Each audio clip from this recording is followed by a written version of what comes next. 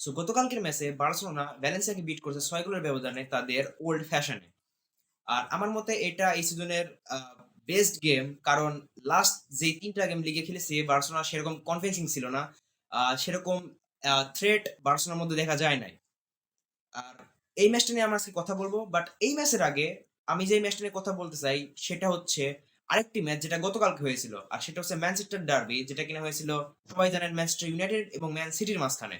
সবাই জানে, বাট যদি জেনে না থাকেন তাহলে গতকালকের ম্যাচে ম্যান সিটি ইউনাইটেডকে বিট করছে ৩ গোলের ব্যবধানে, যার কিনা হালান্ডের ২ টো গোল ছিল এবং ফোরেনের ১ টা গোল।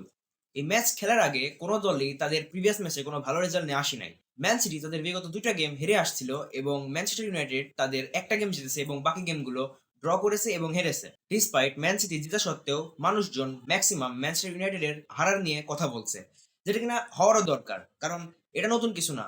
সে স্যার অ্যালেক্স ফার্গুসনের যাওয়ার পর থেকে ম্যানচেস্টার ইউনাইটেড ধীরে ধীরে ডাউনফলের দিকে গেছে। লাস্ট ইয়ার যখন এরিক টেন ছিল তখনও তেমন এরকম অবস্থায় ছিল, কোনো ইমপ্রুভমেন্টের দিকে যাচ্ছিল না। আর ম্যান ইউনাইটেডের বর্তমান কোচ রুবেন আমোরিম যখন ইউনাইটেড জয়েন করে তখন সে ক্লিয়ারলি বলে দিয়েছিল সে 4-3-3 তেই খেলবে।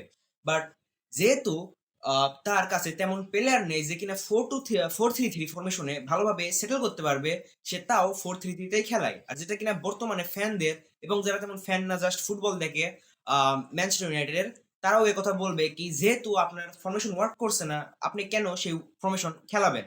বর্তমানে রুবেন আমোরিম বাদে সবাই বুঝতে পারছে কি আহ, তার যে ফরমেশন, তার যে ফিলোসফিটা, সেটা এই টিমের জন্য ওয়ার্ক করবে না। তো তাকে তার ফরমেশন বা ফিলোসফিটা চেঞ্জ করা লাগবে, বাট সে তাও ফিলোসফিটা চেঞ্জ করছে না। যার ফলে ম্যানচেস্টার ইউনাইটেডের রেজাল্ট আরো দিন দিন খারাপ হচ্ছে।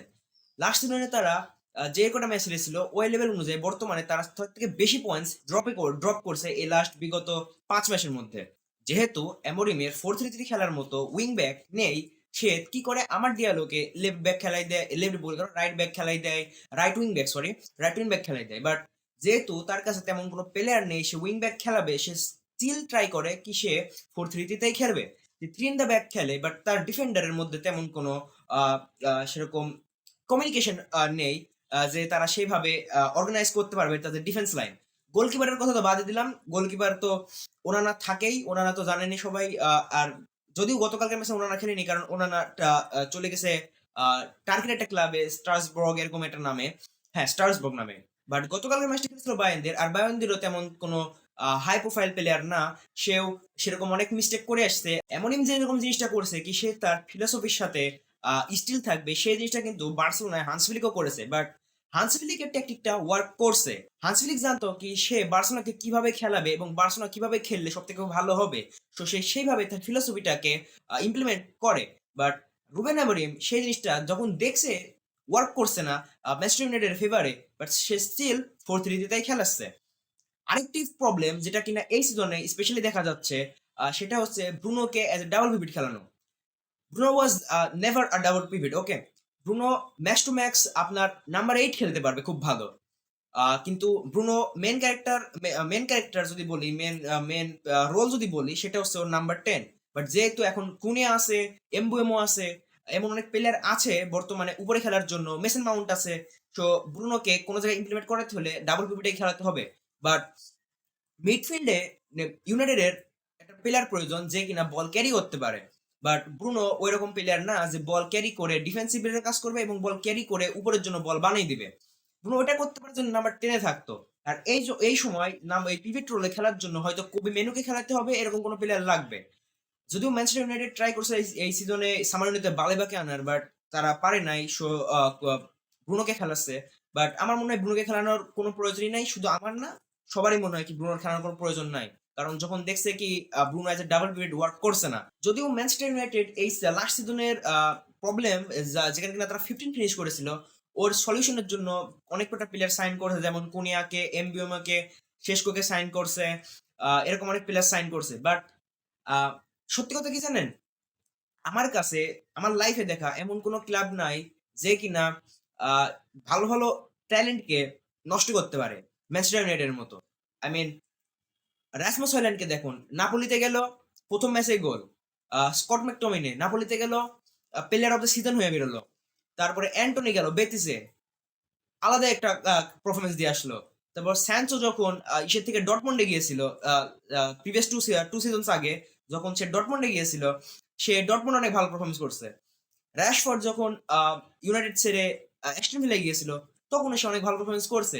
সেমিফাইনালে, কোয়ার্টার ফাইনালে অলমোস্ট পিএসজি কে আউট করে দিয়েছিল চ্যাম্পিয়ন লিগ থেকে ওই র‍্যাশফোর্ডের অ্যাস্টন ভিলা। বাট যখনই কোনো প্লেয়ার ম্যানচেস্টার ইউনাইটেডে পা রাখে, ভুলে যায় কি কিভাবে খেলতে হয়। রিসেন্ট এক্সাম্পল যদি আমি বলি, ওনানার কথা ধরেন। ওনানা ম্যানচেস্টার ইউনাইটেড সবথেকে খারাপ, যদি হিস্টোরির সবথেকে খারাপ গোলকিপার ছিল আন্দ্রে ওনানা। বাট সে যখনই স্ট্রাসবুর্গে গেল, প্রথম ম্যাচে 8.7 না 8.9 রেটিং নিয়ে চলে আসছে প্রথম ম্যাচেই, যেটা কিনা ভাবার বিষয় কি না, এটা ভাবার বিষয় না, কারণ ম্যানচেস্টার ইউনাইটেডের কাছে এটা নতুন কিছু নয়। সব প্লেয়ারই ম্যানচেস্টার ইউনাইটেডের বাইরে গিয়ে ভালো খেলে। আর বর্তমানে যদি কোনো প্লেয়ার এরকম ওয়েস্ট হয়, সেটা হচ্ছে বেঞ্জামিন শেশকো। লাস্ট 2 সিজন লাইপজিগে সে অনেক ভালো পারফর্ম করে আসছিল। আর তার একটা ডিমান্ড ছিল, বার্সেলোনারও প্ল্যান ছিল কি নেক্সট সিজন যদি সে সালজবার্গে থাকতো, লাইপজিগে থাকতো, তাহলে বার্সেলোনা তাকে চাচ্ছিল অ্যাজ এ লেভানডস্কি রিপ্লেসমেন্ট হিসেবে। বাট সে জয়েন করছে ম্যানচেস্টার ইউনাইটেড। আর এখন দেখুন ম্যানচেস্টার ইউনাইটেড তার অবস্থা, কোন একটা ঠিকঠাক করে বল, মেন কথা বল পাচ্ছে না, কারণ নিচের থেকে তেমন কোনো বল শেষ করার জন্য বল বের করে দিচ্ছে না। আর যদি বল বের করেও দেয়, সে ফিনিশ করতে পারছে না, সে সেরকম টাচ দিতে পারছে না। রুবেন আমরিম যদি সত্যি চায় কি ম্যানচেস্টার ইউনাইটেড কিছু ভালো করতে, তাহলে অবশ্যই তাকে তার ফরমেশন চেঞ্জ করা লাগবে, তার তার ট্যাকটিক্স চেঞ্জ করতে হবে। 4-3-3 এই প্লেয়ার দিয়ে সম্ভব না। বাট আপনি যদি স্টিল 4-3-3 খেলান, তাহলে এটা একটা প্রবলেমেটিক বিষয় কি মেবি মেবি তারা আরো খারাপ ফিনিশ করতে পারে এই সিজন, মেবি রিলেগেট হইতে পারে যদি সেরকম রেজাল্ট না আনতে পারে। ম্যানচেস্টার ইউনাইটেডের কথা এবার বাদ দিবা, সিটির কথায় আসি। আর আমার মনে হয় সিটি এই ম্যাচটা অনেক ভালো খেলেছে, কারণ অফকোর্স সিটি জিতেছে এবং ম্যানচেস্টার ইউনাইটেড খারাপ খেলেছে। বাট যদি ওই জিনিসটা বাদ দেই, সিটি অনেক ভালো টেম্পো কন্ট্রোল করেছিল। ফোডেন খুব ভালো একটা গোল করেছিল। ডোকুর যদি কথা বলি, এই ম্যাচে এই ডার্বি ম্যাচের মধ্যে সব থেকে বেস্ট প্লেয়ার ছিল জেরেমি ডোকু। লাস্ট ফিউ সিজন যখন থেকে ও ম্যান সিটি জয়েন করে, তার তার মধ্যে সে পোটেনশিয়াল ছিল, সে এখনো সেই পোটেনশিয়াল আছে। আর সেটা কিনা তার ড্রিবলিং, সে অনেক ভালো ড্রিবলিং করতে পারে, সে অনেক আনপ্রেডিক্টেবিলিটি আছে। বাট যখনই সে ডিবক্সের মধ্যে ঢুকে যায়, অন্য অপোনেন্টের ডিবক্সে ঢুকে যায়, সে তখন সে তেমন কোনো প্লেয়ার খুঁজে পায় না পাস করার জন্য। সে তখন অনেক ইনম্যাচুরিটি দেখা যায়। বাট গতকালকের ম্যাচে সেই জিনিসটা দেখা যায় নাই। তার মধ্যে সেই সেন্স ছিল কি ডিবক্সে যাওয়ার পরে কোথায় পাস দিতে হবে। সিটির প্রথম গোলটা যদি আমরা দেখি, তাহলে সে কি করে, বল পাওয়ার পরে খুবই সুন্দর ড্রিবলিং করে লুক শকে পার করে দেয়, এবং পার করে যে বল বের করে দেয় ফোডেনের জন্য, যেখানে কিনা ফোডেন খুবই সুন্দর একটা হেড মারে, হেড দিয়ে গোলটা দিয়ে দেয়।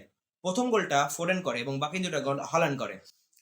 আর হল্যান্ড যেহেতু সে বর্তমানে অনেক ভালো ফর্মে আছে, এই ম্যাচের আগে সে তার ন্যাশনাল টিমের জন্য 11 ন্যাশনাল টিমের জন্য অনেক কটা গোল মেরেছিল, আমার ঠিক মনে পড়ছে না এখন, দেখা লাগবে কতটা গোল মেরেছিল। বাট ইটস মোর দেন 5 গোল সে মেরেছিল।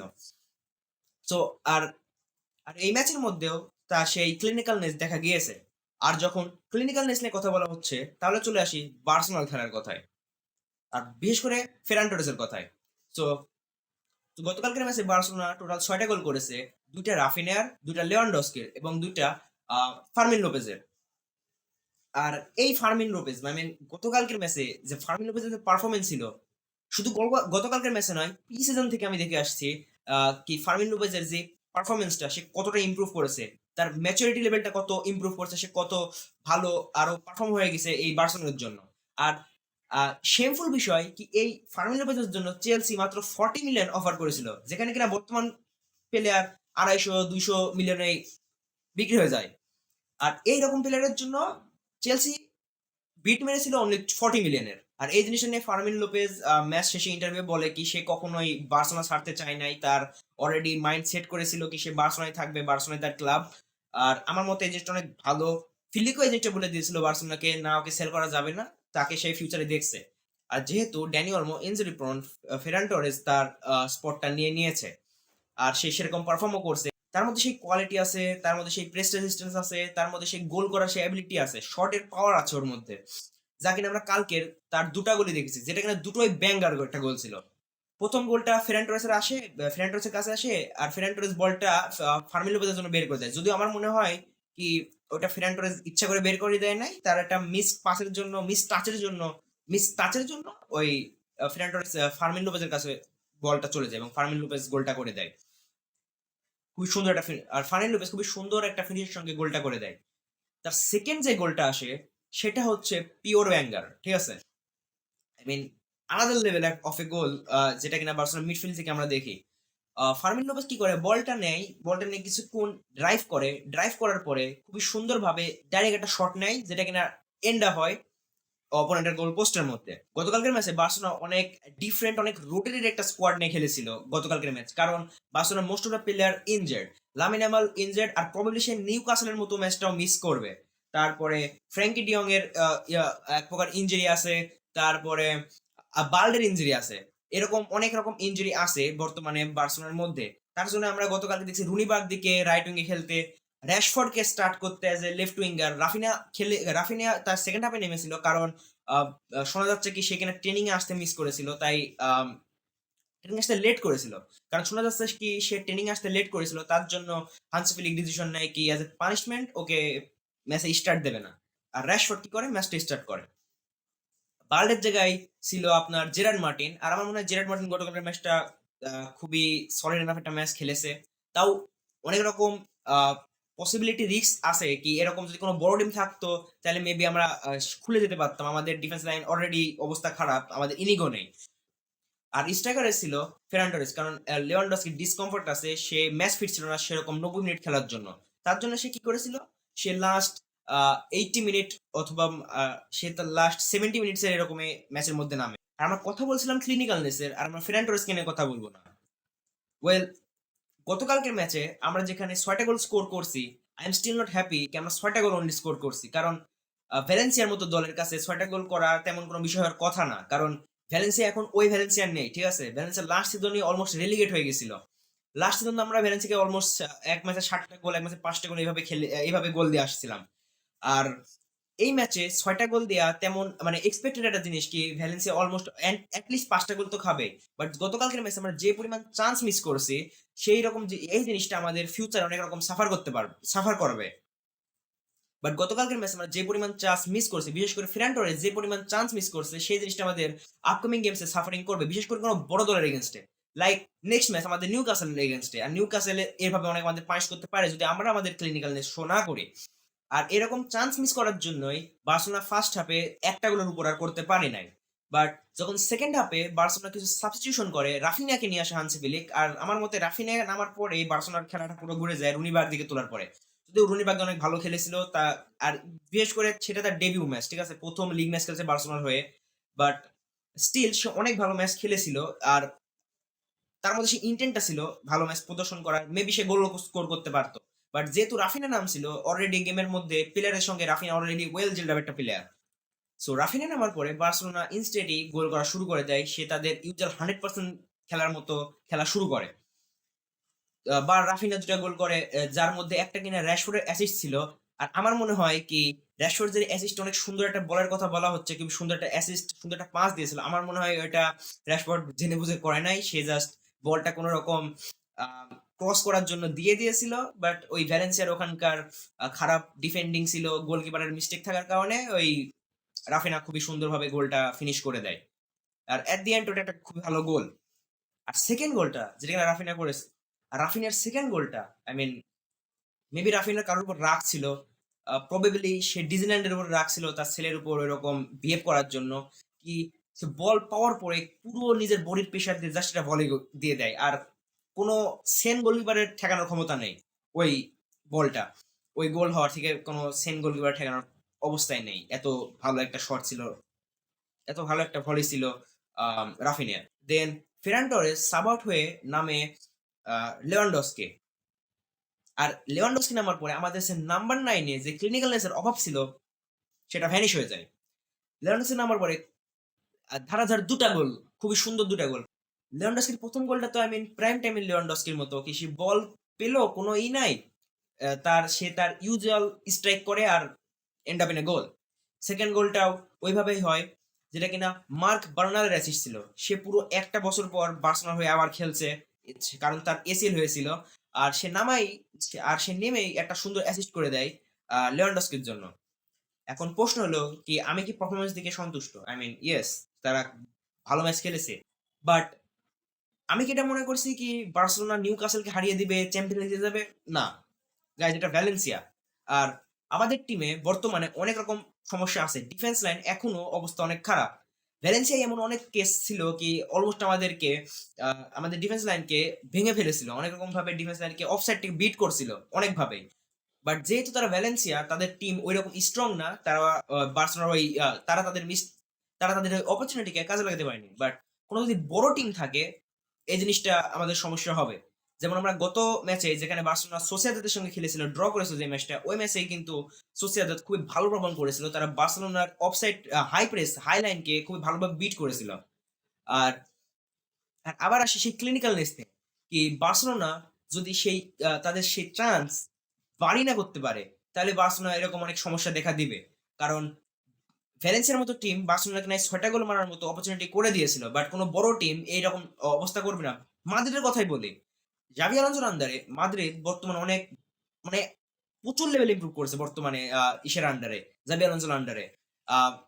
আর যদি এরকম অবস্থায় বার্সেলোনা খেলে, কি তাদের মধ্যে সেই ক্লিনিক্যালনেসটা নেই, আল ক্লাসিকোয় প্রবাবলি রিয়াল মাদ্রিদ জিতবে। যদি বর্তমান অবস্থায় খেলাটা চলে, কি বার্সেলোনা তাদের ক্লিনিক্যালনেসটা নেই, বার্সেলোনা তাদের চান্স ফিনিশ করতে পারছে না। আর এই যেটা ফেরান টোরেসের মধ্যে আমরা বেশি দেখছি, এই ম্যাচে ফেরান টোরেসের মধ্যে বেশি দেখছি কি সে স্যার চান্স মিস করছে অনেক রকম। আর এই জিনিসটা মিস করা যাবে না। কারণ আবার বলি, চান্স যদি মিস করা হয়, তাহলে অপোনেন্টের টিম আমাদের ওইভাবে চান্স দিবে না কি আমরাও গোল করে দিতে পারবো। সো আমাদের সেই ক্লিনিক্যাল এনাফ হইতে হবে, যেটা কিনা ফিলিগো বলে কি টিম যদি ক্লিনিক্যাল ক্লিনিক্যাল এনাফ না হয়, টিম সেরকম লেভেল রিচ করতে পারবে না। ওয়েল, খুবই শীঘ্রই চ্যাম্পিয়ন্স লিগেরও ম্যাচ আছে, আর আমি চাচ্ছি কি খুবই শীঘ্রই চ্যাম্পিয়ন্স লিগের একটা প্রিডিকশন ভিডিও আপলোড করব। সো ইয়া, ভিডিও যদি ভালো লেগে থাকে লাইক করো, সাবস্ক্রাইব করো, আর নেক্সট ভিডিও যদি দেখতে চাও অফকোর্স আমাকে সাবস্ক্রাইব করো। আই মিন, করছোটা কি, জাস্ট টু সাবস্ক্রাইব।